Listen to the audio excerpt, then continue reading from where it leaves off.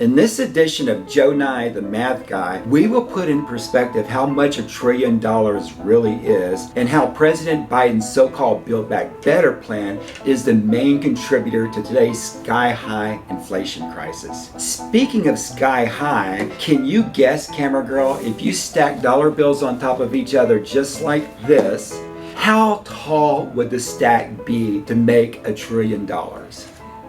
I never really thought about it, but if I had to guess, maybe as tall as the Eiffel Tower? No. The real answer will astound you. Dollar bills are approximately 0.0043 inches thick, so $1 trillion stack is 67,866 miles tall. The moon on average is 238,855 miles, so 67,866 miles is roughly 1/4 of the way to the moon.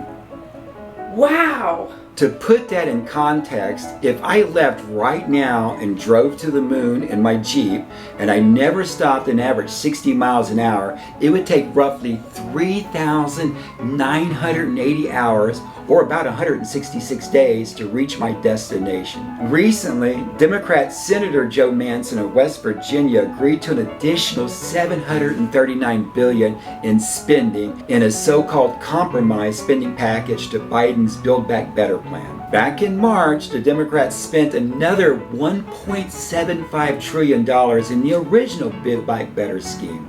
So if you add the $739 billion now to the $1.75 trillion, you now have a whopping $2.489 trillion.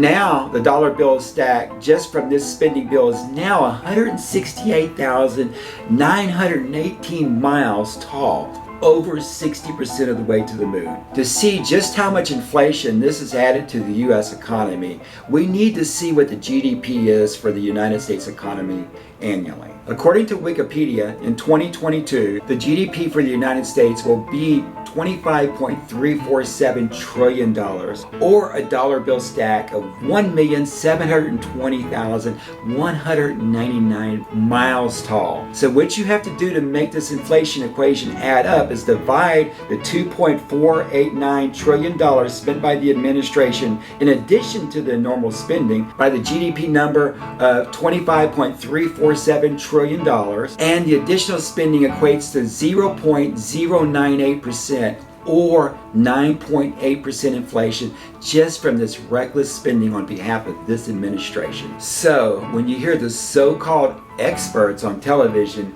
tell you all this spending isn't impacting inflation at all, just know that what they are saying simply doesn't add up.